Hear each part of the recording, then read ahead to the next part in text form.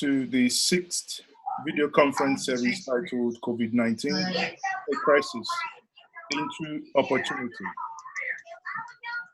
I don't know why some of us are hell-bent on muting themselves when automatically when you come in, the system mutes you. I don't know why anyone would intentionally do that, but that's by the way. Our topic today is coronavirus pandemic, good governance, restructuring, and the 1999 Constitution. Once more, we thank Governance Index for making this platform possible. Governance Index is a social enterprise dedicated to promoting purposeful leadership around the world. Governance Index is offering this service to drive the needed national conversation to facilitate purposeful and impactful leadership in government and organizations for social good.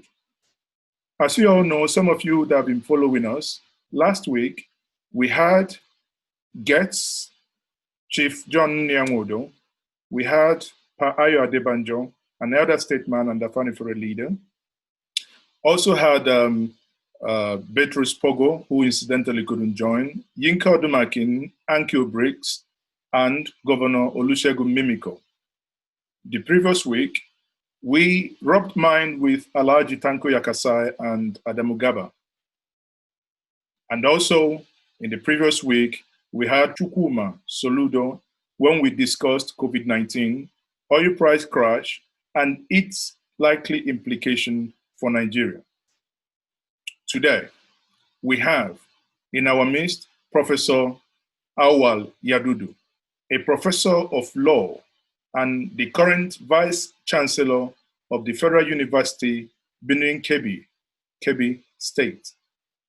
Dr. Sam Amadi, the former chairman of the Nigerian Electricity Regulatory Commission, NERC, and he is currently a senior lecturer and head of department at the Bayes University.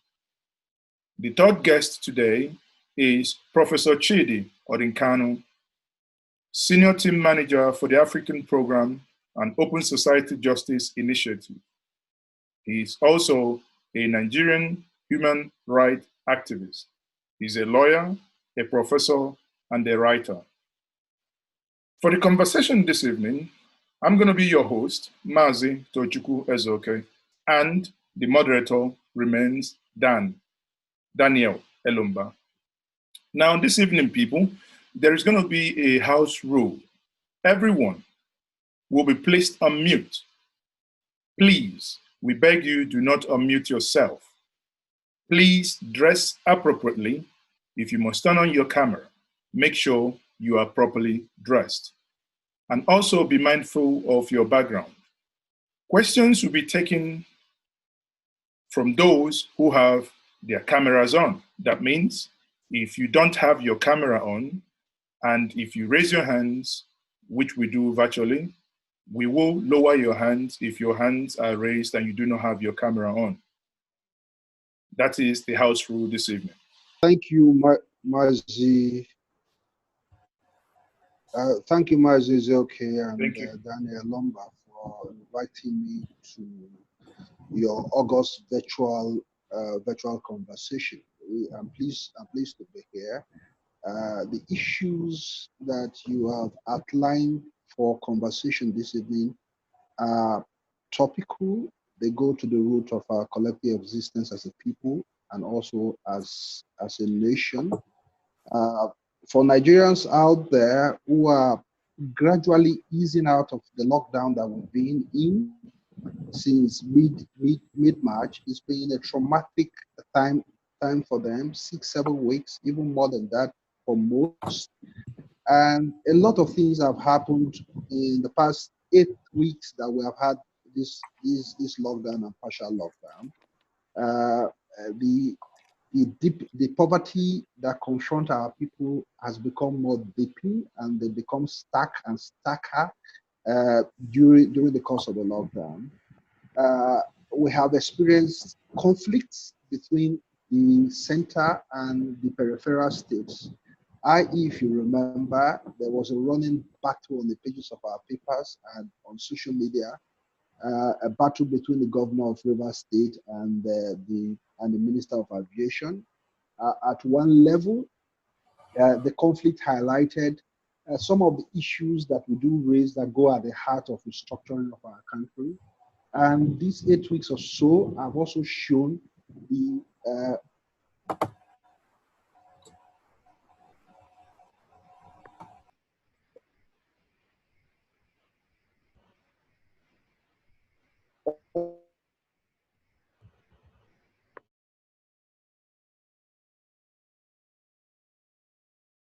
unpreparedness, or if you like state, some of us, people, quarters of governance, kept shouting that we are ready, and we've seen how ready that they are. Just last week, pictures surfaced on social media of the isolation center in Kano State, 600 beds center, which turned out to be an empty sport hall. These things highlight some of the problems we are having, and it also raises the fundamental question. Though we recognize the fact that health is an item under the concurrent list, but it also highlights some of the conflict that we have experienced between the states, and the center. I would ask, we are dealing with a public health issue. Should we have an NCDC that is a national institution run the show without the states having input, into the whole question of public health crisis that we're having? Is it possible that for once we can restructure our country, let states deal with issues as they affect them without the overbearing and over-aching influence, of the center? We have seen these conflicts play out again and again, but COVID-19 has really exposed the underbelly of the Nigerian state, that over 90 million Nigerians live in poverty, that our state is poor, is incapable of taking care of its citizens. And we see countries of the world, doing all sorts of, social programs to uplift their citizens during the pendency of the law.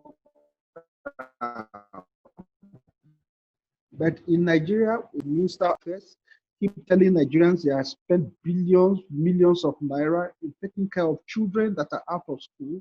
COVID-19 also exposes corruption of the nation state. And this is a fundamental question I think we should address as the evening pans out. I think we have Dr. Amadi here, but before we go on to Dr. Amadi, Barrister Mahmud has given a very succinct perspective. When we invite speakers, we are inviting them for a purpose. We don't just go out to get people to come in and speak to us. And when we invited you,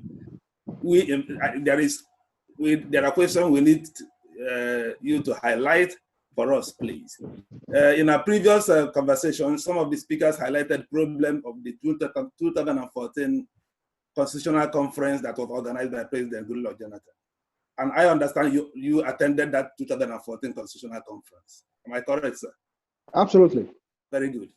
Now, the question is, if Goodluck Jonathan was sincere in organizing that conference, why didn't he implement it before he leaves? Why didn't Goodluck Jonathan implement the conference before he left office? That's basically my first question to you, please.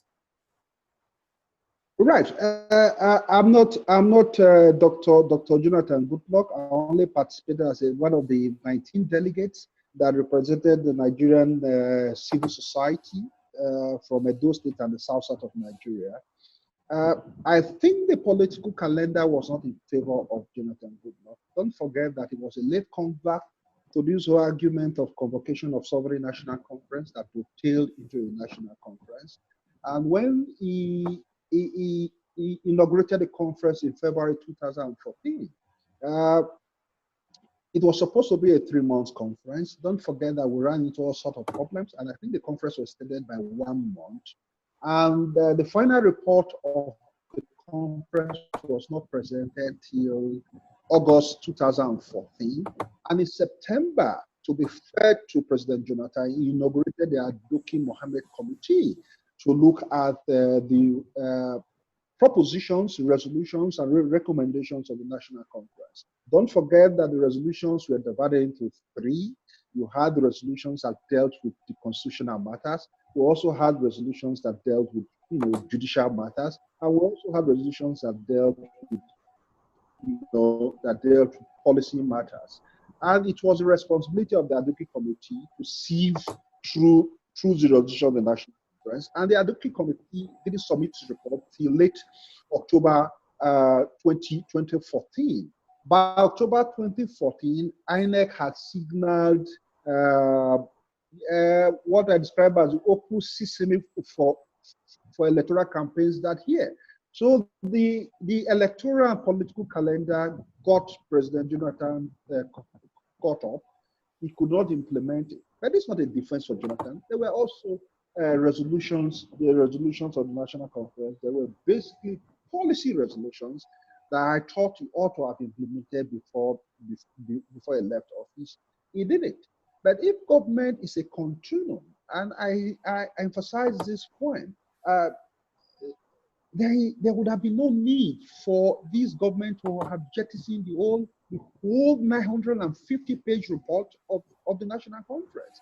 Perhaps, at least to give kudos to the government, they have done things very clever. The National Waterways Bill that was passed by the 8th National Assembly in 2016-2017 was a copy and paste resolution of the National Conference. In the past 3 years, we have seen policy positions of this government. I can't remember quite a lot now, that this government has executed that are directly policy resolutions, constitutional resolutions of the National Conference.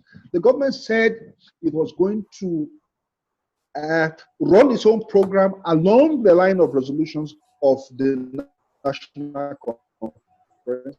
Set up the Kenny Namani committee, headed by, as I speak to you, reports of both committees, I've not seen the light of the day. But let me correct myself here. The Indamani committee was not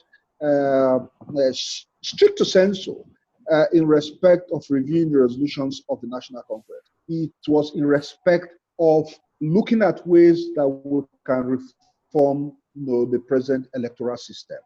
So if we add the electoral system, the resolution on the electoral system as part of the agitation for the structure of the National Conference, my argument would be that the government has fared very poorly. And thankfully, today is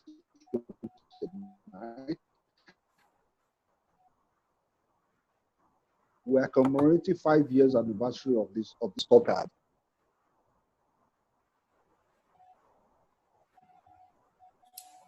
Okay, we thank you very much for this exposition. I'm sure other people will also have to have questions to ask you as time goes on.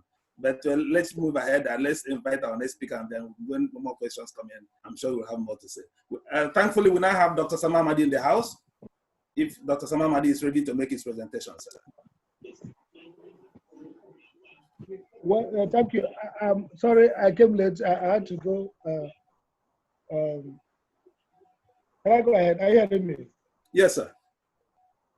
Yes, as a teacher now, I had to go to faculty to rectify students' exam at the schools. I just came in late to join.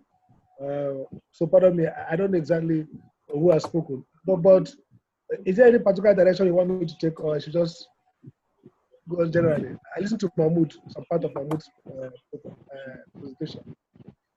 Is there any particular area?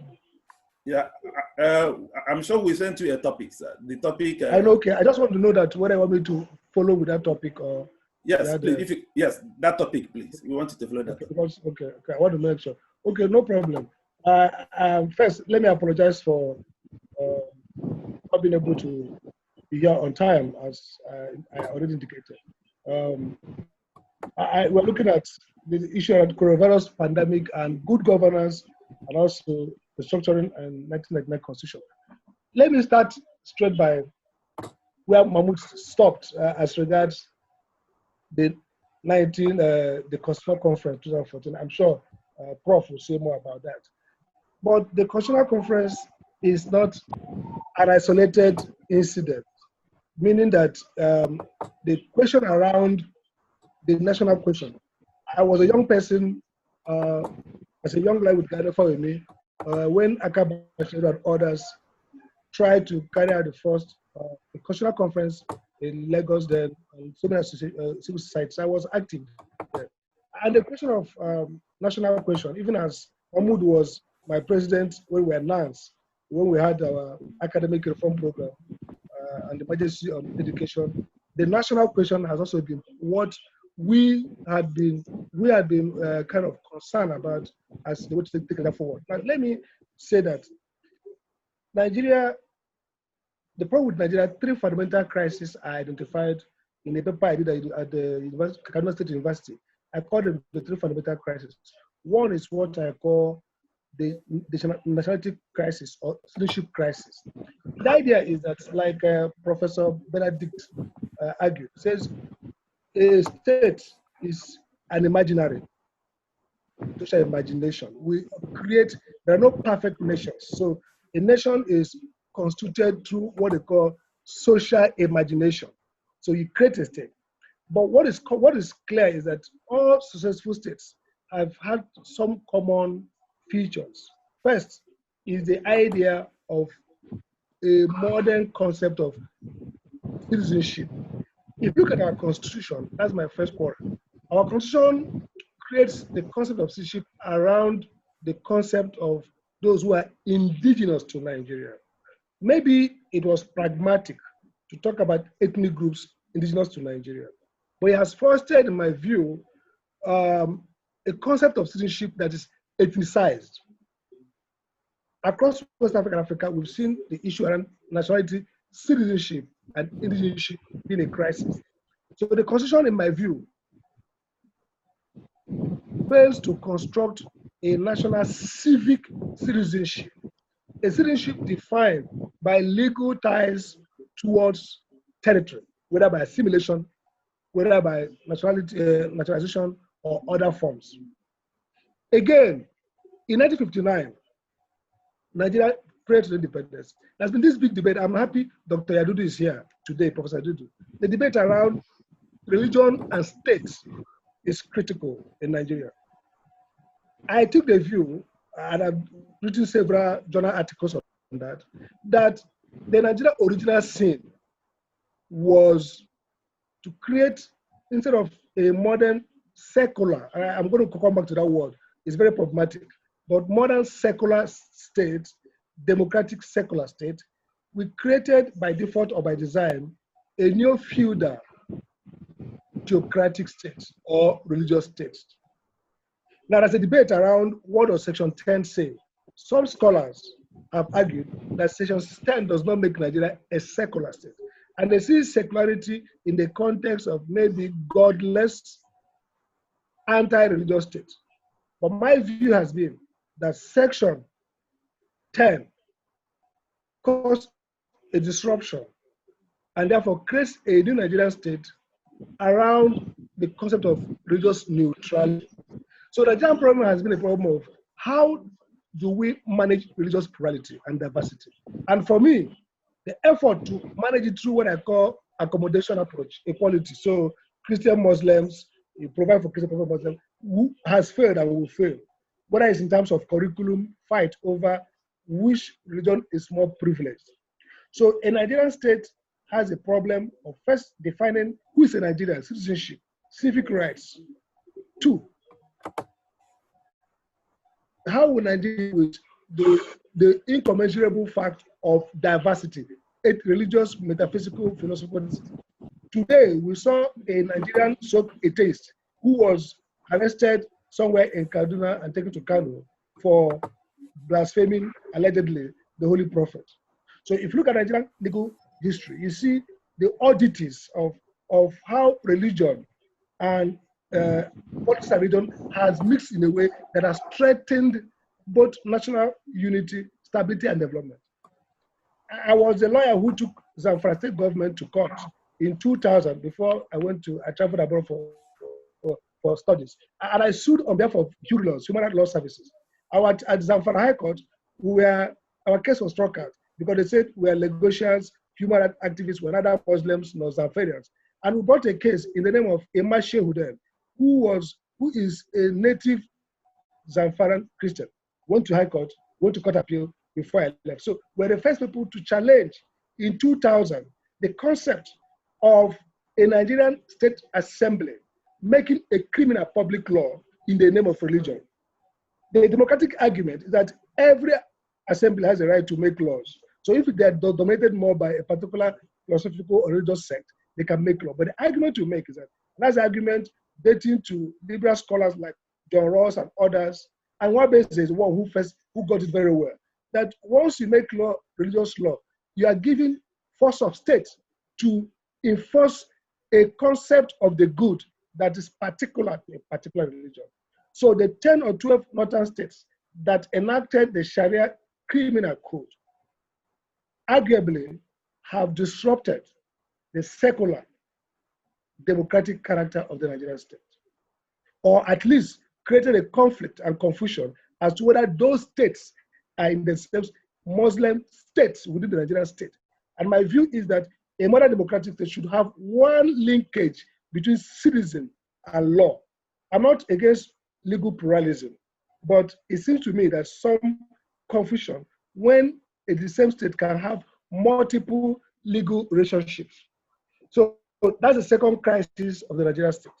The crisis, the first one was a crisis of citizenship. Who's a Nigerian? Are we going to create a Nigerian based on civic connection to the state, and therefore with the whole bundle of rights that everybody share as a civic person, and therefore define their ownership not based on appeal to ethnic or religious elements or incidents, but to civic only legal civic rights, what we call democratic citizenship. Second, I said religion and state. Are you going to create a Nigeria that is modern secular democratic, or that is neo-feudal theocratic, in which case religious accommodation and struggle for religion becomes the order. Struggle between religion for order, for supremacy becomes the order. So the third crisis, and they're all linked together, for me in the constitution, is the crisis of productivity crisis. Now the productivity crisis is a crisis that says, look, Nigeria state focuses on promoting prerogatives and privileges. Some scholars have talked about prebendalism, neo-patrimonial state, which is a state that is in the process of dispensing privileges.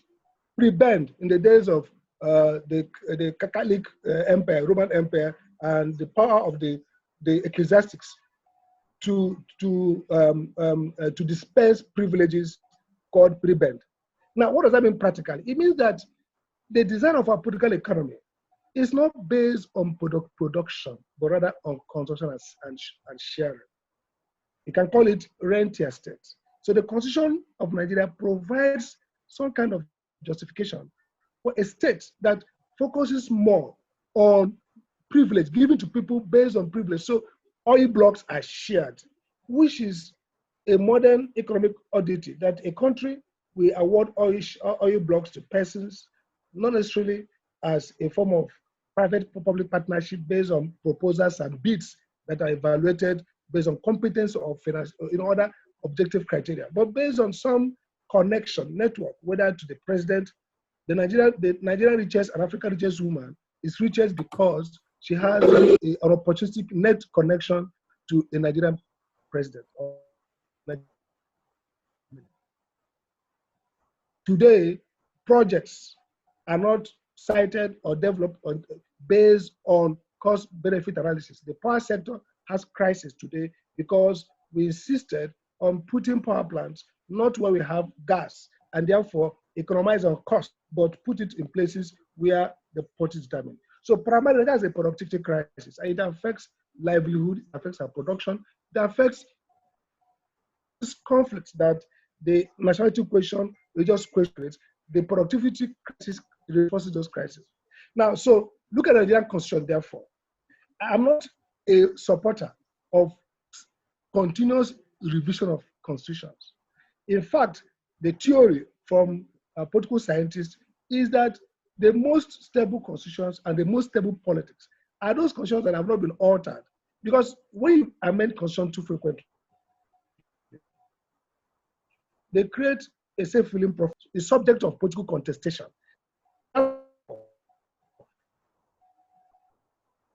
Anybody who loses in the electoral process takes the constitution. When you win, you change the constitution. Then the constitution becomes a political pie to fight for the next election. So when you win again, you change. So oftentimes, if you look at countries all over the world that are doing a lot of constitutional amendments, they are unstable. If you look at enduring democracies, they have had old constitutions. So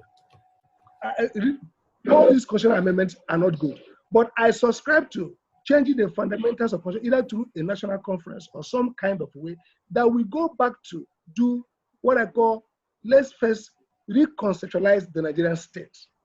Today, the Daily Telegraph summed up today, the Telegraph of London, about Buhari's 5 years. I says Nigeria is nearing state failure. Every indicator of failure is there, whether in terms of terrorism, in terms of violence, banditry, in terms of criminality, kidnapping, lawlessness, several ungoverned territories. But they are built around a constitutional dissonance. And that constitutional dissonance is not basically about devolution, about exclusive and concurrent. Those things can be suboptimal. The real crisis of the Nigerian constitutional state is a crisis of identification. In strategy, we call it identity. What is Nigeria for? Who is a Nigerian? How do you define Nigerians' relationship to themselves? The feudal, I call it neo-feudal, the feudal elements that Nigeria is still run as if is an agglomeration of ethnic religious interests, not as a transformed entity that represents before law and public policy as one civic space.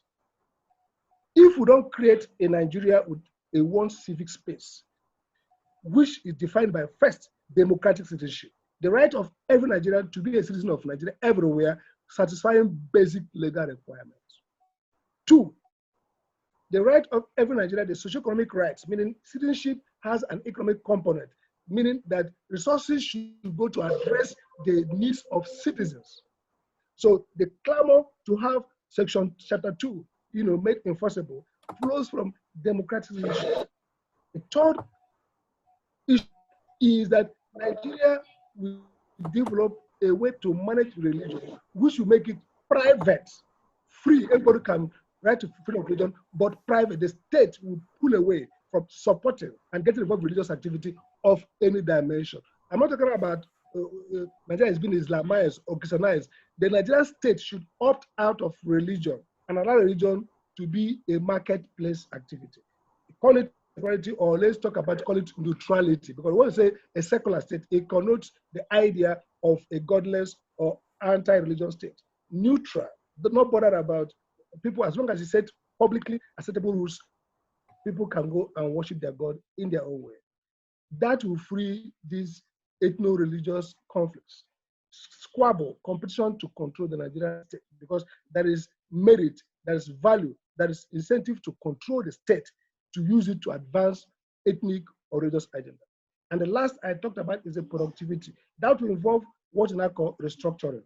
I like to follow the European notion of subsidiarity, which is that problems should be solved at the lowest level, and therefore resources should go to the lowest level. So if people are dealing with erosion, it should be solved by the local government or county council or state. So for me, devolution or restructuring is to create a functional state based on democratizing local sphere of governance. So give back to local government. When I was going to run for governor, I said I was going to give 100% of local allocation to local governments. And we're going to set up a expanded ESCO, elected town unions, going back to community democracy. So it's not about, I'm not in support of ethnic state federalism, meaning you carve out this for the Hausa Fulanis, or Hausa or Fulani or Bibio or Ijo or Igbo. No, I'm in support of devolving power, restructuring, so that local people, however defined, Kano will deal with Kano issues with resources that Kano can create. Therefore, we can unleash the dynamics, the energy of Nigerian people. Even when we had our regional government, it made a lot of sense because we were regions and then became nation. Now, every region was very economically productive. Arthur Lewis, who got Nobel in 1964, so argued in his book, he argued thoroughly against this centralization. Says, let's go back to federalism, where regions can deal with regional problems. So I think that regionalization is better than what to have, but more important could be a system where we restructure and give back power, resources to the lowest unit plus the people. So my view on restructuring is that I'm not hung up on whether it's regional or ethnically based, but all I want is a system that allows local problems to be solved at a local level, and allows resources to flow so that incentive will be in production rather than sharing, so that even states, individuals should own the oil themselves, the land, and they should pay royalties. We don't have to say, oh, we're going to give all the oil to Niger Delta, and then the north or the east will lose. No, it's a question of going back to create incentive for production and giving people a sense of ownership. Finally, for me, the issue around restructuring in Nigeria is being seen as issue of competitive politics again. So people perhaps think that, oh, if we restructure, a particular zone will be much more prosperous, advantage than others. So those who have the votes, the human power, the majority, try to trump that move. And so if you go to National Assembly today, likely it will fail. And so if you go to Constitutional Conference, likely it will succeed because of maybe parity of representation, or maybe the other groups have more bargaining power. And so people are kind of trumping each other on political terrain because we have defined it in loser-winner time. But if we design it in a configured Nigeria, not around ethnic identity, a modern state. You see, let me end with this. In 1958, the real question was, before Wilkins Commission, should we deal with the minority question in Nigeria through two processes? One, a confederal system, ethnic identity, where each group goes have ethnic enclave, identity, or through fundamental human rights. And that commission says the best way is to create a fundamental human right, which will be a counter-majoritarian structure to the ethnic group, as well as representation for minorities, so that you are creating political minorities. So they settled Nigerian position not in carving out ethnic identities and creating a confederal arrangement. They resolve Nigerian crisis on the basis of a bundle of rights that applies to all Nigerians, and then the right of participation for all Nigerian ethnic or religious groups. That still provides the basis for which we can resolve the constitutional crisis. That is, we need to make a choice between a neo-feudal, and I use the word advantage. The feudal system is and we see across Nigeria, bring in play Mahmud Mamdani's classic book, Seasonal State, where the argument that all across Africa, late colonization, where instead of democratizing the local area, colonial centralized dictatorship. And is that is why we are seeing communal conflict. Because in the locale, there's no democracy. One ethnic group is imposed above other because we want to see who is the major ethnic group in this area. So either the Igbos dominating the non-Igbo in the southeast, or is the Yorubas dominating, or the Fulani Hausas dominating the non-Fulani Hausas in the north. So my view is that, look, Nigeria has a great prospect. It was a failure of the Nigerian state that tomorrow we'll be doing Biafra anniversary of the war, the advance of the war. It was a failure of Nigeria that created, and it's a failure of Nigeria that's creating the same aspiration for several Biafras. We can decide to create a modern democratic, secular or religiously neutral. Two, totally democratic in the sense that we have no place for any essence of authority that is not derived from democratic mandate. That is the lens in which I look at the Constitution. So these three areas are the areas I would take away. I would take reference to religion in the Constitution out.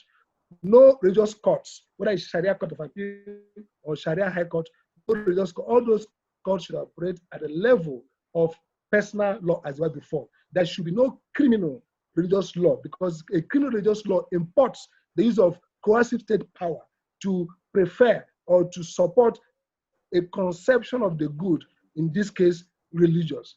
That detracts from the sense of democracy. And again, we should free our economy to run on the basis of production.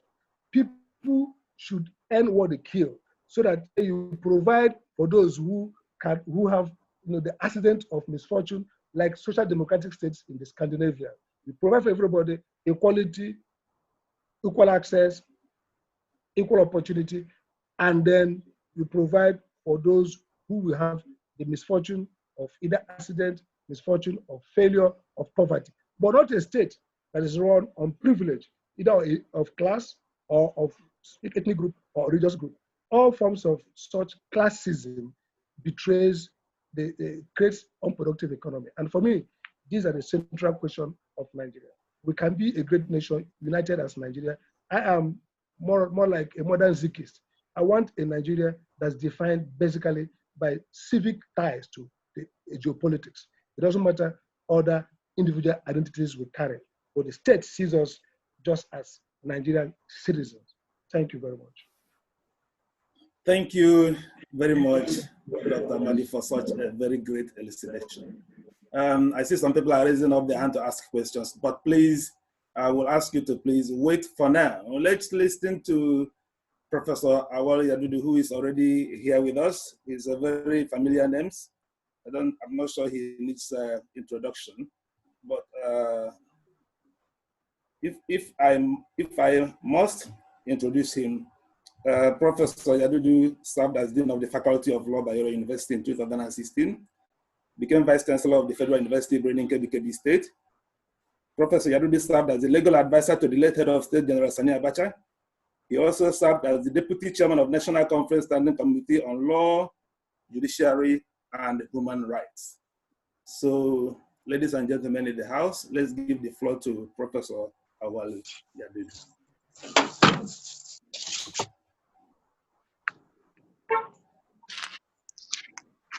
Well, thank you for the opportunity. And as I had allotted you, I have a very short leash. I fasted today. I just had to join because I gave my words that I will join you. Now, I've listened to the elucidation of the gentleman who has just spoken. And I don't know where to start, actually. First of all, I think in your introduction, you mentioned that I was appointed Vice Chancellor during Kebbi. Well, I was appointed, but I didn't take up the appointment, and the mistake keeps being repeated. I'm not a Vice Chancellor of any university. I was Dean over 30 years ago in Bayero University, where I am at the moment. Now, let me just speak in snippets, so to speak. First of all, I think if I may take an issue or two from the presentation just been made. One, I think we do not, we do have in our constitutional system, in our legal system, a recognition for religious laws, and this does not start or end with Islamic law. Bigamy is a crime, even if not enforced, and it's in our statute book. There are other crimes which have derived their origin from Christianity, as some have also derived their origin from Islam, and also some from customary practices. This is one thing I would like to say. Secondly, I don't know what to make of the position that the gentleman has taken on Section 10, whether it recognizes Nigeria as a secular state or multi-religious or something else. I think it says what it says. Neither the state nor the federal government shall adopt a religion as a state religion. And it is so nebulous. Unfortunately, it has not received the necessary judicial scrutiny and interpretation to give us an idea as to what the framers actually meant when they couched the section the way they couched it. There was a feeble attempt in '79 to challenge the section in Lagos by the Catholic Church. It didn't go far. And I was amazed to hear Mr. Sam said that they took the issue up in Zamfara, up to Court of Appeal. I'm not aware about what suit that is and what the decision was. If it has gone up to Court of Appeal, I would imagine there was a ruling one way or another at the lower court, and I would be interested to know what the issues were and what the decision of the lower court had been. Now, the third thing I'd like to raise is regarding so really the issue is that you have a constitutional provision couched in the language it has been couched to take into account whatever those who designed it thought was on the ground. But of course, as I said, it has not been subjected to judicial scrutiny to come to a decision one way or another. The third point I wanted to make, again, because I listened to his presentation, was that he would not subscribe to too frequent an amendment to the Constitution because it's only where politics are unstable that you have too many changes. You'll be surprised. I'm sure he should know that the U.S. Constitution suffered so very many amendments at its takeoff, which have been numbered, and I think the last count is I think number 22. And of course, so maybe the system at that stage was also unstable, but they went through the necessary amendments to plug things and to flesh things up and to give direction in the manner that they wanted. So I don't think it is fear of running away from political instability that will encourage one not to subject to the Constitution for an amendment or some adjustment here or there. Now, let me just say 2 or 3 things just by way of my own independent observations, apart from what I have said about the presentation made. The mistake and has been continuously made that this constitution, the 1999 constitution, is a military imposition, and we should have nothing to do with it. And we are doomed to failure if we do not throw it into the ditch. My take on the 1999 Constitution is that really it is a constitution that has only updated the 1979 Constitution. You might say that also the 1979 Constitution itself was an imposition of the military. But I think the basic structure of the 1999 Constitution is a continuation of the 1954, 1960, and 1963 Constitution, which is that you have a chapter on judiciary, which essentially has remained what it is. You have a chapter on fundamental rights, which, as far as I can tell, also has only been improved upon. You have chapters that define and prescribe the powers of state, of the executive, the judiciary, the legislature, only that this is an executive system and not a parliamentary system. And so if you look, and of course, again, you have a constitution that has distribution, legislative list that is distributed between the exclusive and the concurrent. What in these features is uniquely an imposition of either 79 or of 99? It is a continuation of what we have gone through. It is not a perfect document. It can be vastly improved. There is much in it that can be tweaked, even overthrown. But I think it is a fallacy to keep saying that this is an imposition and that we would go no further if we do not jettison it. Associated to this point is the silly case that is being made that this constitution is authored by my humble self. Well, I will accept the notoriety. I will accept also the honor, if you consider an honor, that I authored the Constitution.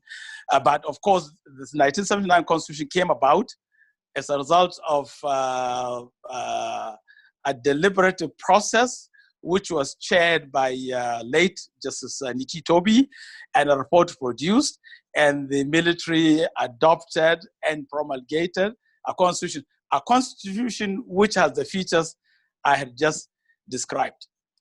The final point I'd like to make I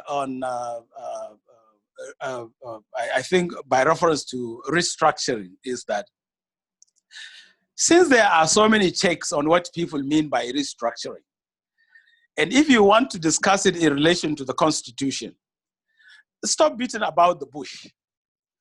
The existing legal order is the 1999 Constitution. It has ways and means and provision for changing it, including even entirely overturning it. Now, whether we are able to develop enough political consensus and will or power to do so is another thing. So to me, I don't see any problem about restructuring. Whether you want to combine the whole of Southwest to become a region again, or whether you want to combine the 6 zones to become the political entities making up the federation, or what if you want to do a confederal system, whatever it is you want to do, I think you can only work within the existing legal order, and you have no other basis for changing things except in accordance with the existing legal order. Now, of course, I know the answer to that is that, of course, it is difficult to achieve and what have you. But you see, wherever you go, when constitutions are changed, when societies change, they make the most of what they have. And of course, you can change it by a revolution if you can afford it. Obviously, you can throw it out and you can enthrone whatever beautiful ideas you would want to enthrone, by not necessarily by reference to the constitutional provision. So my take really is on those issues for now. Thank you very much.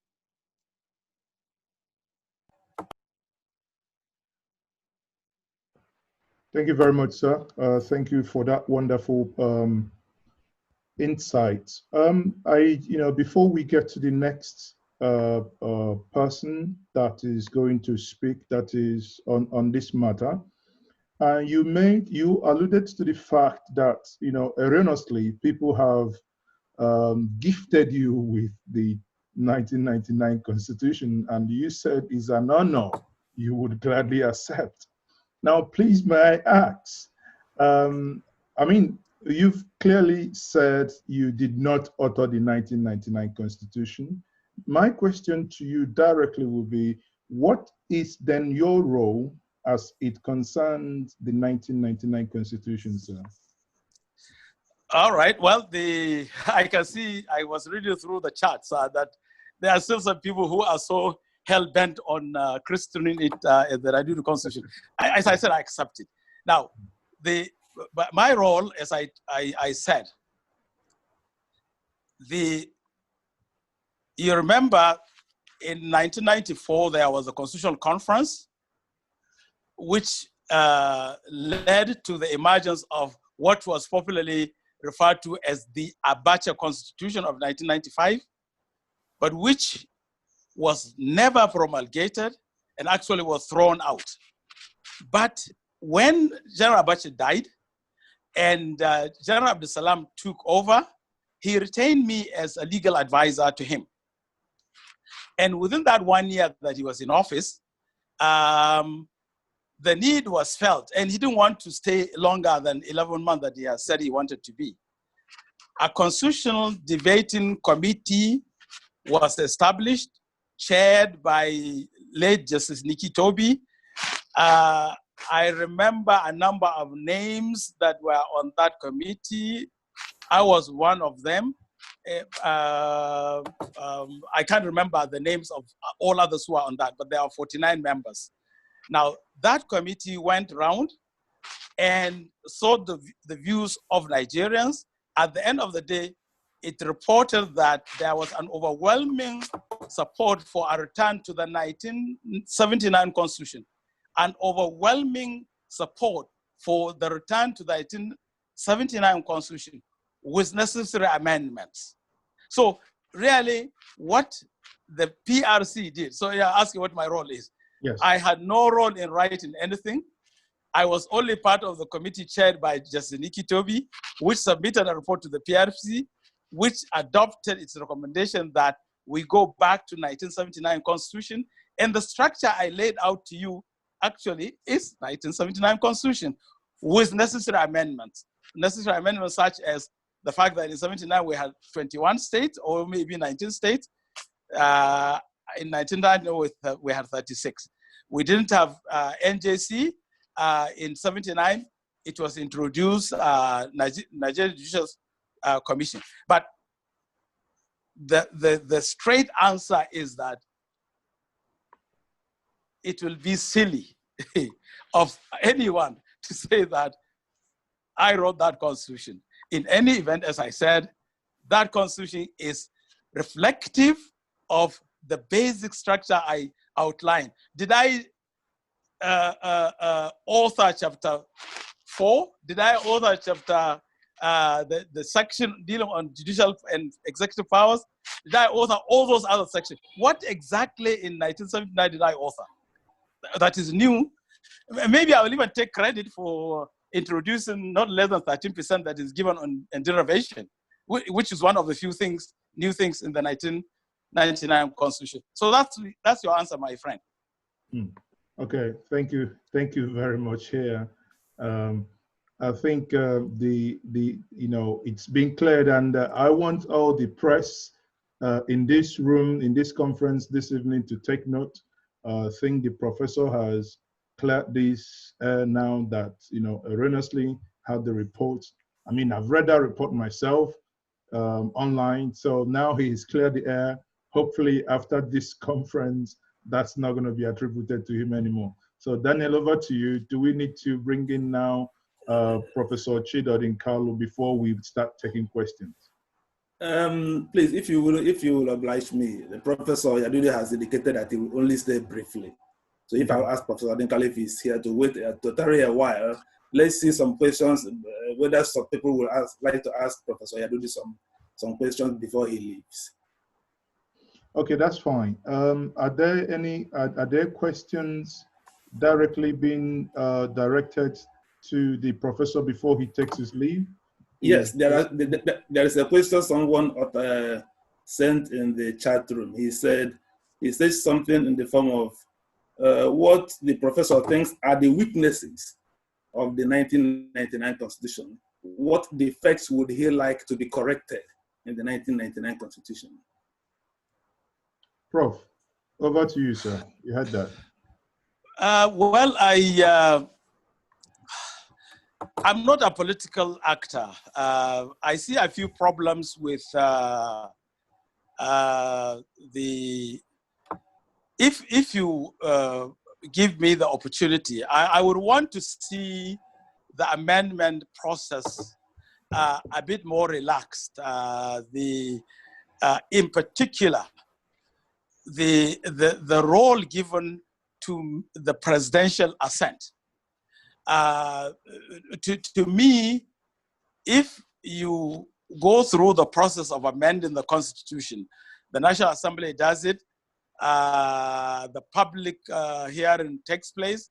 The amendment goes to States House of Assemblies, which are adopted by 2/3 support, and then it comes back, and then it goes to Mr. President, and by a stroke of the pen, the President strikes it down. I think that is wrong, and it is not in the spirit of a presidential system that even in the US, amending the Constitution should not give a veto power to Mr. President. I would like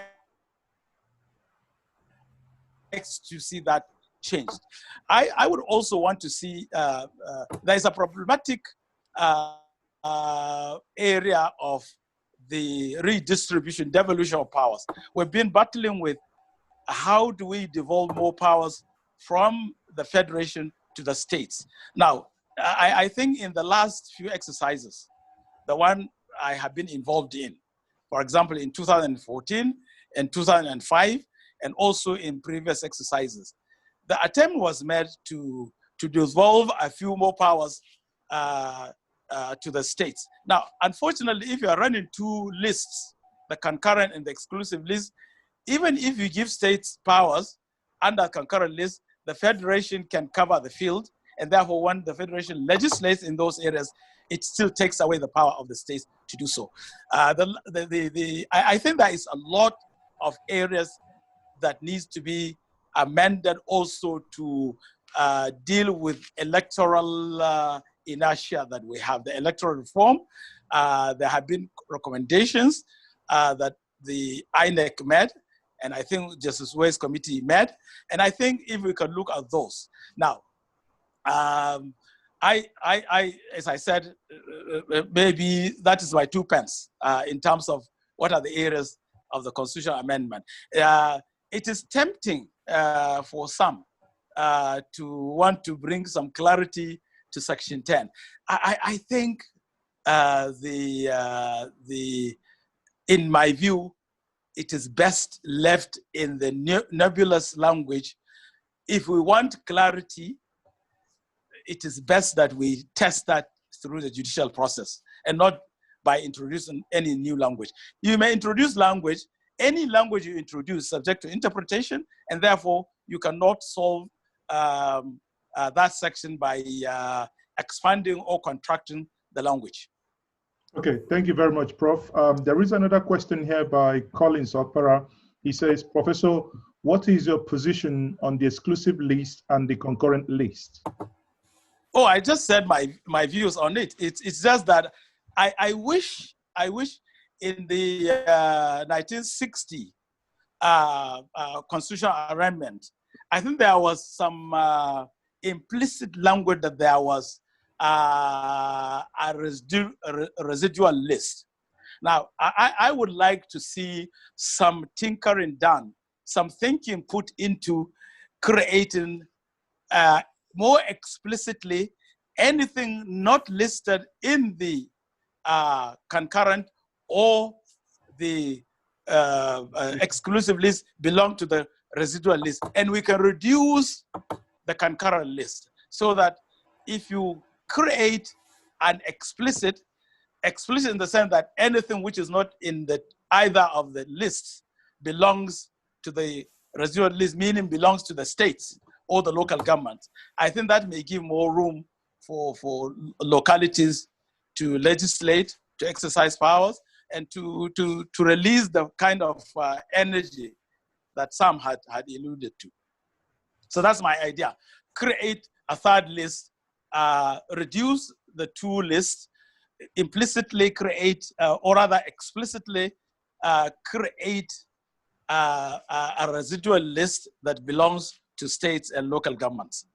Okay, thank you very much, Prof. Another question from Cozy Williams. He says, do you favor introducing a constitutional court that will be separate from the current constitutional, from the current court?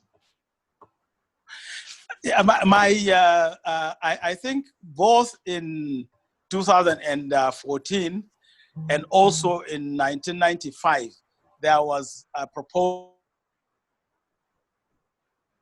for the establishment of the constitutional court. My problem with constitutional court is that, one, you'll be creating one court too many. It is the same thing as my objection to creating electoral offenses tribunal. The other thing is that there is going to be a problem in the jurisdiction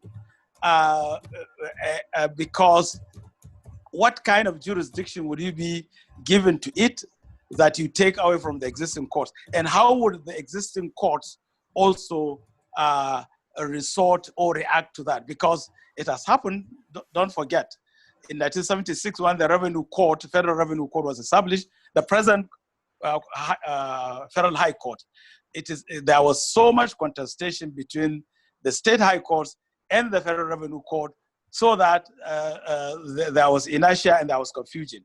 So to me, I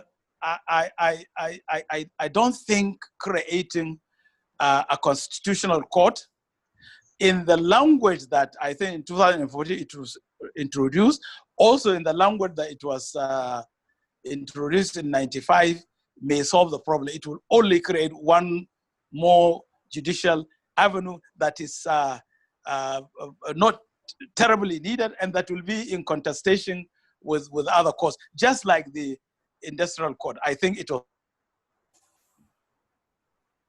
wrong to have created the industrial court and to have made it part of the constitution of Nigeria. Okay, thank you very much. I think before you go, we have one more question from Chidi. Chidi, you're on. Can you please ask your question now to the Prof? Thank you. The name is Chido Onuma. Chido, not sorry. Chidi, this thing, yeah. Thanks, Prof. Just wanted to go back to the question you raised about the fallacy of imposition of the 1979 Constitution. Yes. As one who took part in that, how much influence or interference, for want of a better word, the political class who were going to implement that Constitution, did they get to see any of what they were going to implement? That's on one hand. Then secondly, you raise the issue of power sharing and by extension, the sharing of resources, which I think is at the heart of the whole debate about review of the Constitution. Why do you think there is a problem where you have a Constitution, for example, it not only legislates the states, but something as simple as local government? As far as I'm concerned, I think it puts an end to development. It means for states to even create their own local government, they have to go back, the Constitution would have to be amended. What's your take on that? Oh, okay, well, I think that for the first question, I think in 79, really the one thing that you could say there was a heavy dose of imposition was the inaugural address of late General Murtala Muhammad, who clearly left the 49 wise men no choice but to propose a constitution that was not parliamentary in nature. And therefore, they took the brief and we shifted from parliamentary system to the presidential system. I think his address was very, very clear what they wanted. And I think there is a good case for having a central, an executive system, a president elected centrally, universally, and what have you. So this is one area I see what you can say was a preference of the military as to the direction of things. Of course, you remember when there was also this noise, the Sharia controversy and the boycott, and then of course, President Obasanjo then, or maybe the head of state, told them to take their hands off that. And it ended up, of course, not introducing the federal Sharia Court of Appeal, but introducing some kind of accommodation of the appellate powers of both the Court of Appeal and the Supreme Court to accommodate judges that may come from, or appeals that may come from the Sharia Court of Appeal of the state. And then, of course, there are these clear fingers of the military on the 1979 Constitution, having regard to those decrees that were made part of the part of the Constitution, which was no decision of the Constituent Assembly members, the NUIC, the NSO, the Land Use Decree, and maybe one other thing. So those are the areas that I can clearly see what you can attribute to the military.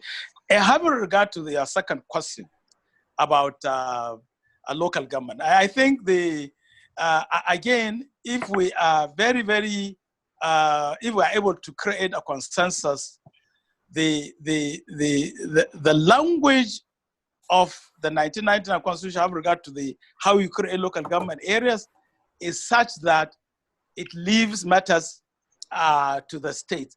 Only that when they do that, it becomes incoherent, as the Supreme Court had decided, until the list that had been entrenched in the Constitution has been changed. So my view is that it is not that the Constitution is really legislating local government system as such, but the process of their creation and also the process of their final takeoff is one that requires national consensus. That is to say, the adoption of the proposal by the National Assembly. So you can relax that too, but I think it is something that we can. I don't know, we can live with, and by the way, governors don't want the powers that are now in the Constitution to be taken away from them, because they want local government to be given to them, and they deal with it as they wish. So it's not the issue of the choice between the federal strictures as against local flexibility. If you go local, it's going to be like another state electoral commissions. You know what happens with the state elections. Yeah, thank you very much, Prof. I think Dr. Sam Amadi is about to leave. So we take one more question from you, then we can go back. So we have the last question for you, Prof. That is Ejikeme Ozalo. Ejikeme, you're on now. Please go ahead. Make your question very snappy, then we can go back to Dr. Sam Amadi. Yes, thank you very much. Please put me on the video. Thank you very much, Professor Yadudu. My question to you is, number one is, how would you like the restructuring to take place in Nigeria?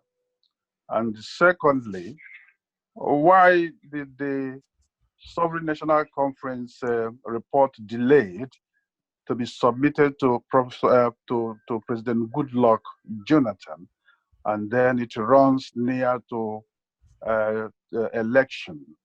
There is a general feeling that you intentionally, delayed it or an obstacle to the submission. How would you plead, please? Thank you. Okay, plead. Am I being charged before a court of law or what? No. Anyway, not a problem. Not a problem. My reaction, actually, your first question actually is, I have no particular view as to what restructuring should take place in Nigeria. All I am for is that I think Nigerians have a legitimate interest to discuss any issues, to agree to any sort of ideas, and including dismembering the country. But this is a big but, there is an existing legal order. It has to be done within that legal order.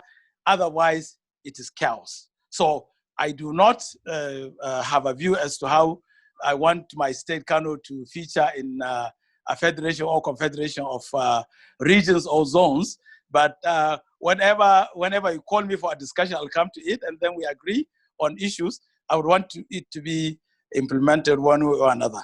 Now, I think you got your facts wrong about, first of all, the 2014 conference was not sovereign national conference. It didn't have sovereign power. It was a collection of individuals that President Jonathan himself put together, so it's not sovereign. It didn't have sovereign powers. Secondly, it was the president himself. The timing he chose was what dictated when and how the report went to him. In any event, if you got your facts correct, we finished the 2014 conference on August 14th, 2014, submitted the report to President Jonathan, I think on maybe September, first week of September of the same year. So he had the whole year to do what he wished with the report. He did nothing about it. So you cannot accuse, even put me on the dock. Again, maybe as being the cause for why the 2014 report was not adopted, because I didn't want it to happen. It was the president himself who chose the wrong time, and who, even when it was handed over to him on time, he did nothing to implement, not a single recommendation in it. So he just pushed the can to some other people. I think if anybody should take the blame, it should start with his regime. He set us up. We gave him a report on time. He did nothing about it, and the conference was not sovereign. Okay, thank you very much. I think at this moment it will be fair to bring in Dr. Sam Amadi. Dr. Sam Amadi, can you please unmute, and can you have your view on what the prof have said so far? Dr. Sam Amadi, can you please unmute? Hello, are you hearing me now? Oh yes, we can hear you now. Okay, sorry, I'm trying to dress up to go to studio, so I'm struggling. Okay, yeah, can you raise a question? Anyway, any question? Yeah? No, based on what Professor what Professor Yadudu said. Okay, I have a couple of responses. First, I think Prof's argument about constitutional, my point about instability that comes from too much constitutional change. Prof will recall that those American amendments to the American Constitution took a lot of years and deliberations. Some of them lasted for about 20-something years. If you look at each of the amendments, they have to go through, because the politics around it, the debate, the politics to create a sense in which people will agree to something like civic rights. And some of them came after tumultuous political development, struggle for civic rights, the issues around the powers of the state, the First Amendment, Second Amendment, all of them had a history. It's not like in our own case where instead of 3-man or 13-member senators, they go to the states, you have a public hearing, NGOs file papers, some people like us, interlocutors will go and speak, they do a voting among themselves based on political confidence, block voting. We know how we got Section 121 reviewed. First, the legislature says no, they go around and talk to them, sign up. So my point is that you need some level of political stability. And then it requires taking out many things. If I was to revise the Nigerian Constitution, remove 80%, for instance, about the election. Some of the provisions we are making in the Constitution are things that you make by ordinary lawmaking process. Some of them are even supposed to be by substantive legislation, by agency rulemaking. They're not like INEC. Basic things about election. Then INEC will have the responsibility to rule out processes and so on and so forth. So my argument is keep it simple and stable. So the second point, so I'm not saying that it can't amend. I'm saying that historically the argument is published. There's a World Bank commission by some professors at Kennedy School and Oxford. They did the work on some constitution in the world and reviewed. An argument is that if you make constitutional provisions so easy to amend based on political outcome, then after every election, the winners will demand the right to amend the constitution to respond to their own. So for example, if there's a Green Party in Nigeria, it wins election, or it's a party of socioeconomic rights, it wins election, the first thing will be to make Section 4 constitutional. Then the party of, let's say, liberals and monetarists, the liberals who don't want fundamental rights because of the cost to the economy. When they win power, their tendency will be to create that. Second point that Prof raised about Section 10, Yes, the point I was making, Prof, is that Section 10 is seen to be nebulous. But my point is, when the Constitution says, if you look at the history and the debate around it, notorious famous case Mbakwe against Alhaji Ban at the Constitutional Conference that gave out the 1979 Constitution, he discovered that there are two contending viewpoints. One is the viewpoint of what you can call the typical secularists, those who wanted the Nigerian state to simply not be multi-religious. Yes, we are a country of multiple religion, but also a country, the fundamental right in Section 36 says right to freedom of expression, religion, conscience, and opinion. So what that means really is that we don't have to, there are opinions are not religious, just like the case I gave the case of the theist who says an atheist and speaks things that are maybe blasphemous or contradictory to religious faith. So I am of the view, I'm not saying that you must interpret Section 10 to mean that Nigeria is a secular state. I'm saying that there is two opinions.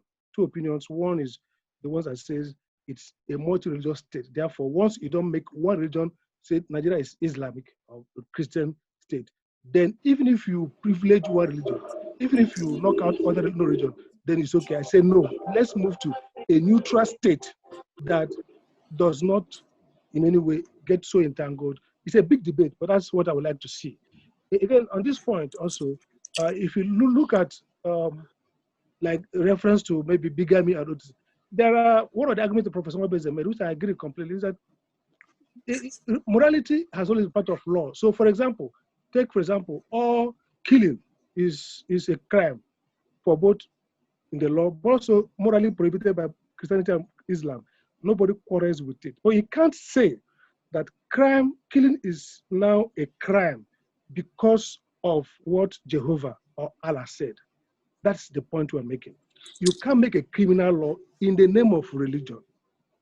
Even if you say it applies to only people from that religion, because people in that religion can also say they're no longer members. People can say they're no longer Christians or Muslims. It does not sit with the democratic notion of free expression, of the right for people to choose to believe or not believe. The Constitution, it says right to believe, right to not believe, proselytize, and say you don't want to believe again. So if you allow for blasphemy, offense of blasphemy, then that's a contradiction. That's the point I'm making. That we can be like Indonesia. Indonesia is over about 80 to 90% Muslims in population. When I spoke with Professor Wahid, President Wahid, once at Harvard, he gave the view that the leaders agreed not to have Sharia, public Sharia as we have today. It's a big debate. It's touchy. We are conservative people. We are traditional, and many people will fight again. But that's my sense of where we should be going to. The last point I would like to talk about, essentially, the question about Nigerians, whether the 1999 Constitution is legitimate or not. I don't take the view that it's illegitimate. You know, the Constitution is actually requires that people, like the Greek city-state, people will gather and vote for it. It's a valid constitution, but it's a constitution that is full of military orientation and logic. For example, look at things like Chapter 5. We talk about Chapter 4, rights to this and right to that. If you look at those rights, they cut back, the way those rights are rendered useless by provisos are so typical of military. So it's a constitution that responds to the need more for stability, the need for order, rather than the need for freedom. And that's a debate we have to have. Where do we want to go to? Do we want to have more freedom? Or do we focusing about, for example, the police can actually kill you, shoot somebody dead in order to protect a property. Most of the things we talk about, unfair policing and extrajudicial killing, are arguably justified under the Constitution. If you look at how useless the right to life and right to personal liberty is being rendered by those cutbacks and those caveats. So I would argue that, yes, I agree with Prof. Yadudu that maybe it's not an illegitimate, it's not Yadudu's constitution, no doubt about that, and is still legitimate even though we, the Nigerian people, did not come and sit in one place and write it. But the question is, the choices the constitution made in the conflict between freedom and order, freedom and maybe national security, and how it defines national security. If you look at many provisions, for example, gender issue, women are talking about the right to have discrimination in terms of who can be a citizen, whether a spouse, whose spouse can be a citizen. There are many issues there. But I want to stay at the major issue, which is first, resolve the nationality question. Like Chidi wrote, we're all Nigerians. The question is not about Biafra or no Biafra. Biafra was created by Nigerian failure, and that failure started in 1959 Constitution, what I call the original sin.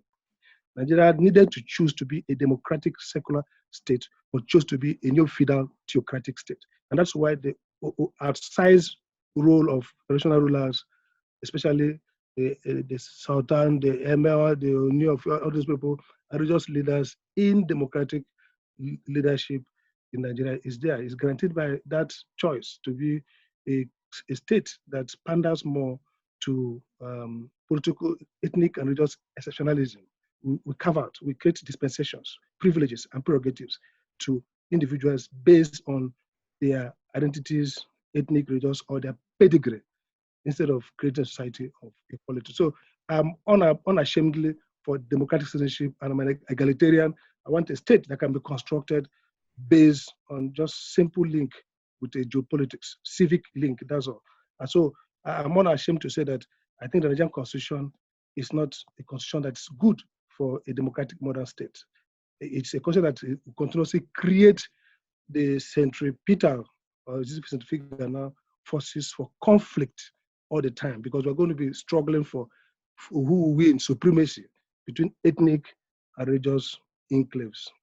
I think that would be my response to Prof. Thank you very much, Dr. Sam there. And I will want to bring Professor Yadudu back, but I want to remind us all that the conversation happening this evening centers on the coronavirus pandemic, good governance, restructuring, and the 1999 Constitution. Now, in view of this, bearing that in mind, how do we use this coronavirus pandemic period to advance good governance, to push for restructuring, in view of the 1999 Constitution, as has been alluded by Professor Yadudu, that everything we do, we must have to remember that it has to be done within the 1999 Constitution. Professor, over to you now. Chido Onuma wanted to say something before. Chido, you're on now. Please, can you unmute yourself? Thank you very much. Yeah, my question is meant for Sam and Mahmud. I don't know if Mahmud is still with us. Sam and I share a lot in common in terms of the discussion about citizenship right and how that affects the whole national question. The idea is to create a state through social imagination.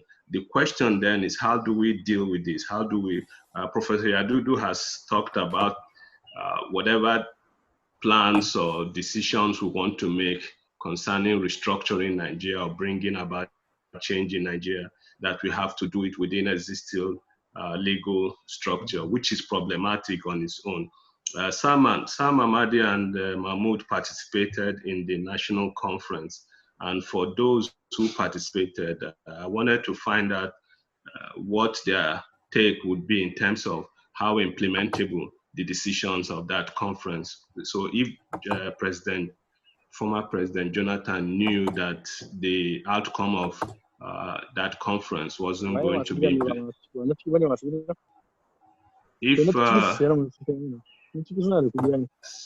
somebody's in. Sorry, please go ahead. I think. Yeah, so between Sam and Mahmud, who took part in that conference, if the president who organized it knew that there was no way the decisions of that conference were going to be implemented, why did he take us through that road? Why did he bother taking us through 3 or 4 months of bringing people from across the country, spending so much? The fundamental question, we seem to all agree that Nigeria needs to be restructured.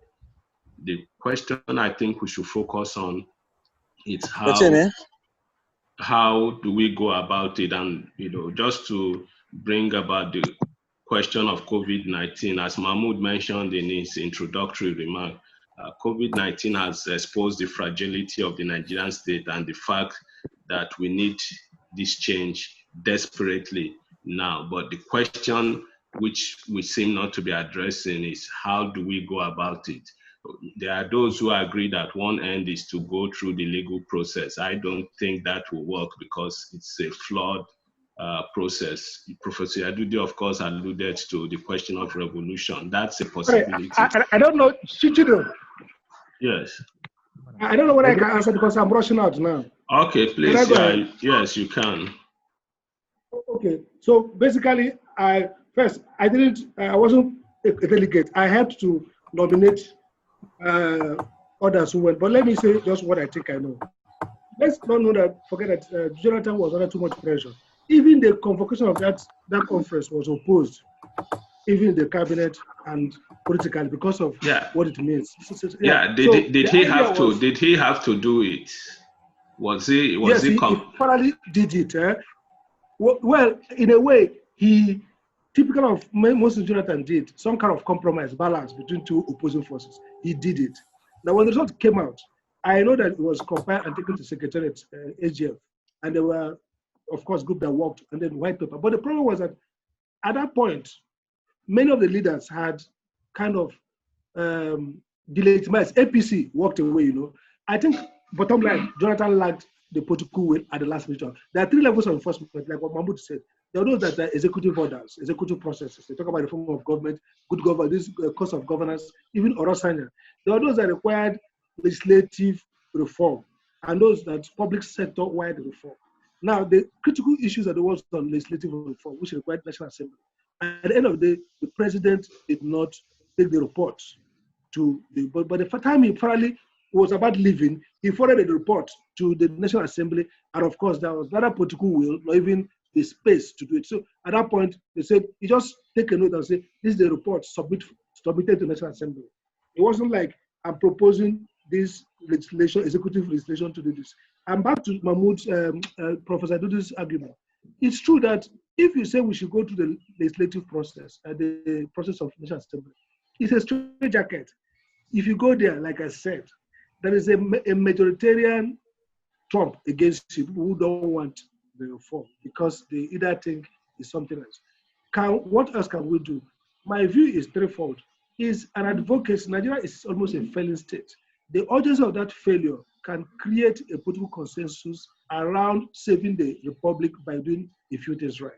Second is the view I take that some state governors or some people who come to power and executive avoidance of the law, they start acting in their own interpretation of that constitution and then pushed by their aggressive, subversive, quote unquote, executive action, they will now push the Supreme Court to what Professor Yadudu said, to now use judicial statesmanship to expand and transform the Constitution, that the text of the Constitution will be highly different from what the Constitution is. That's what happened in the US.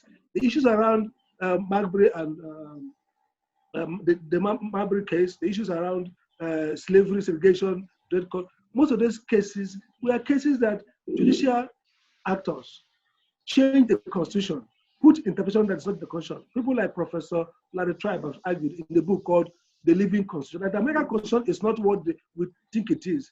There's nowhere the right of blacks are in that we the people.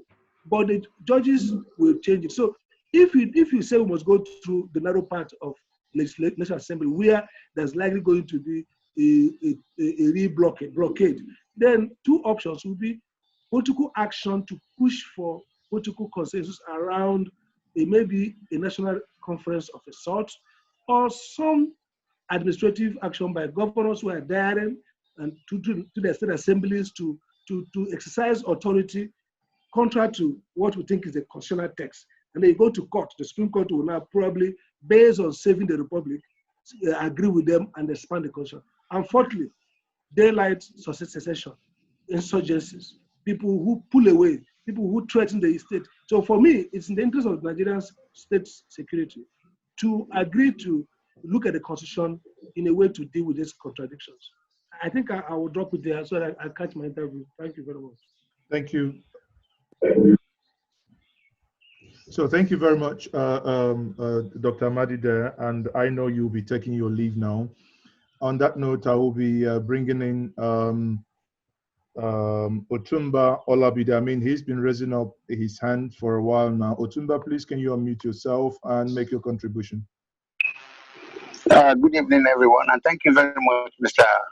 Moderator. My my own take, like every other week when we have this conference or meeting, is just to speak on behalf of the ordinary people of Nigeria. Here we have listened to all the legal minds, professors, and so on and so forth. The thing is, what were they thinking when the military asked them to come up or put constitution, laws, rules, regulations together? Like one of the professors said, I mean, I think Professor Sam or whatever, said, well, he is for a good governance. But we all now know that all the experience we have so far, the last almost 60 years, there has not been good governance. Now we're now trying to come out of this contraction, this problem of do we know what we are doing? And we now see that there are so many stumbling blocks to even start to talk about restructuring. And I think, again, this is a failure on part of all the highly educated, learned people in the country who probably thinking that the more big English they put in the constitution, the more big English they can talk in different forum and fora, will solve problem. It is not, because like I said, all the constitution of this world has something to do with good governance of the people, but we don't have that in Nigeria. So the question is, what are they doing about it to minimize, to reduce this unnecessary, difficult, big grammar, constitutions, terms, technologies, and so on that other people do not have anything to benefit from it? Thank you. Thank you very much. And on that note, I will be bringing in Toks Ekukina, please. You're on. Good evening, everybody. I've been listening very, very avidly to what's been going on. Unfortunately, both Professor Auwal and Dr. Sam have left. I would have had questions for both of them. I am also a legal practitioner. I was called to the bar 45 years ago, so I think I'm senior to both of them. I also served as a legal advisor to a president, so I know how the system works. And I would have told Professor Auwal that he does bear some kind of collective vicarious liability for the 1999 Constitution. That's the way it works. He alluded to that to say that the military told them the direction that they wanted to go. So the fact that he was part of that process does not absolve him from responsibility for the process, no matter what his thinking may now be. That being the case, I also agree with Professor Sam that we need to look at the civic rights of the people. That is the most important part of the democratic process. The constitution that we have at the moment is not a constitution of the people.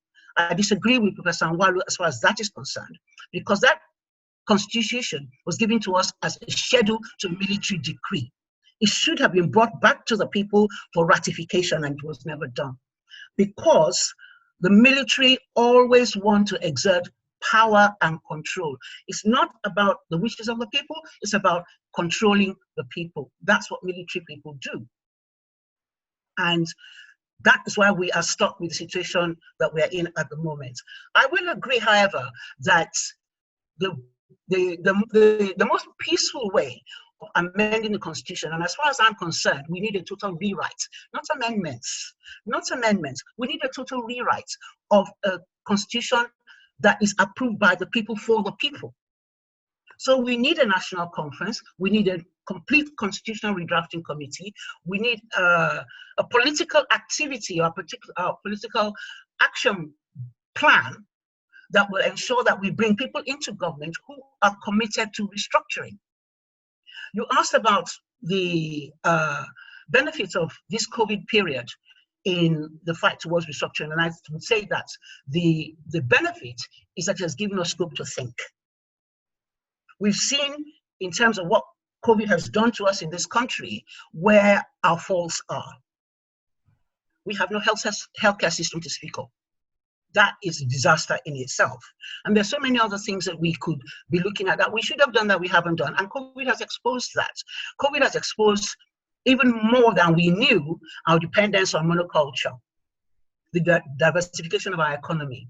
We are in dire straits. Nigeria is about to become bankrupt. Let's put it in black and white.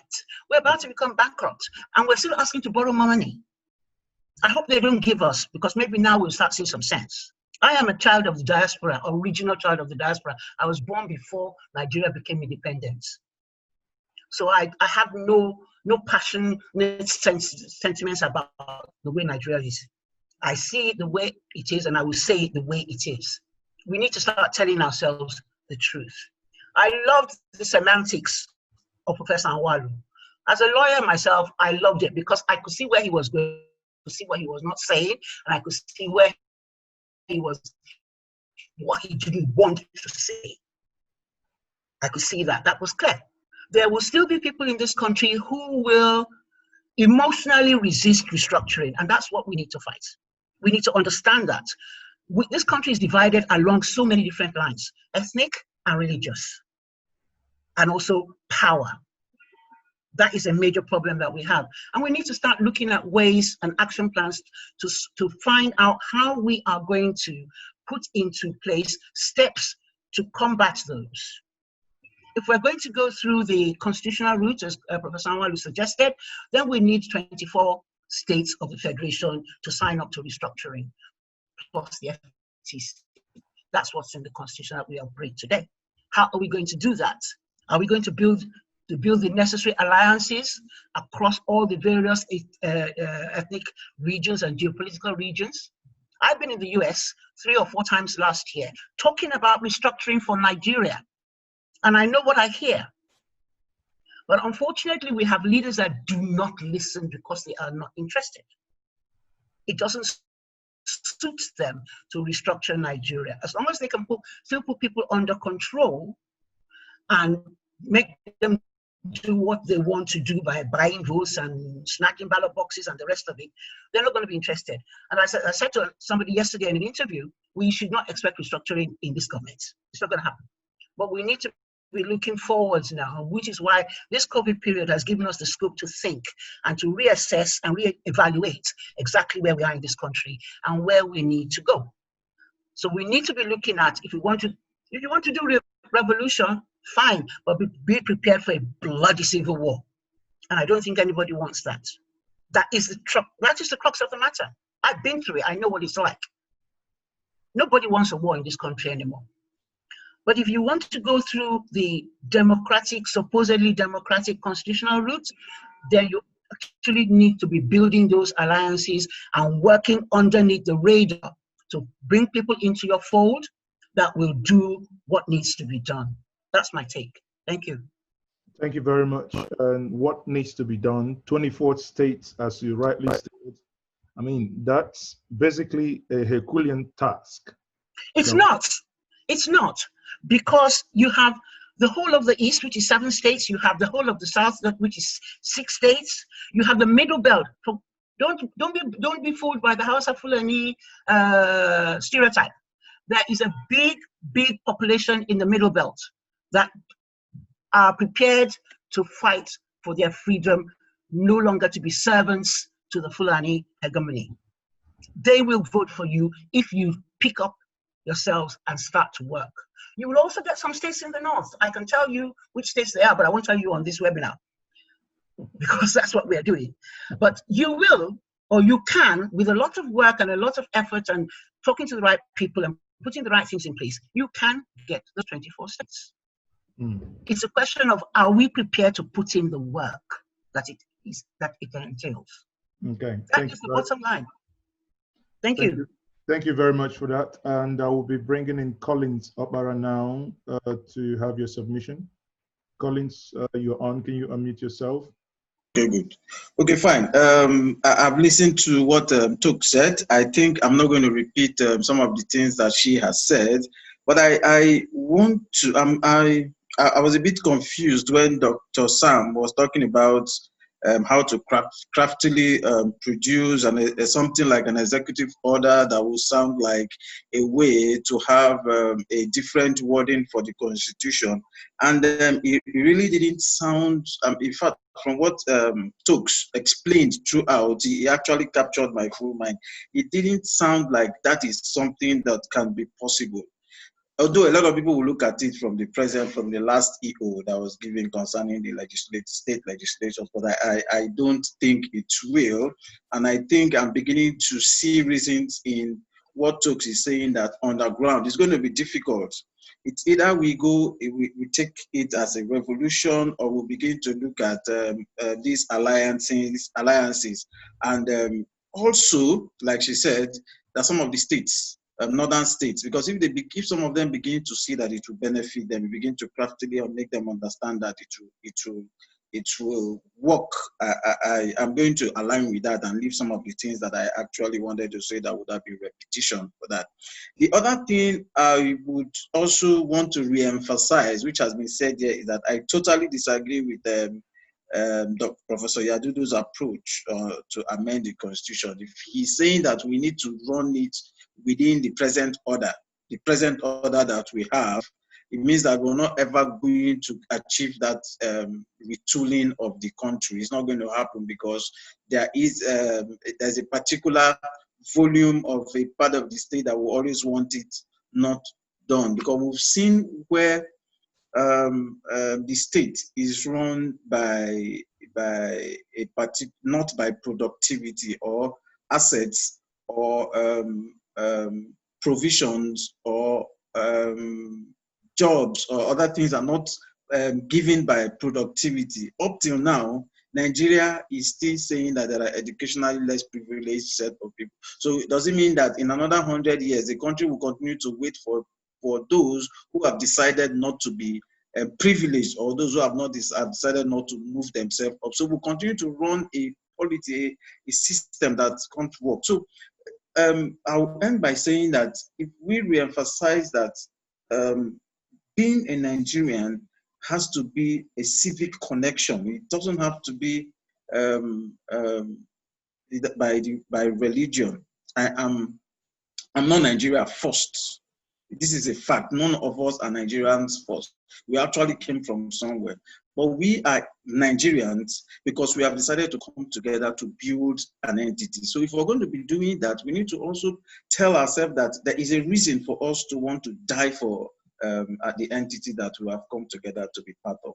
So the system needs to be remodeled to be able to make everyone believe in something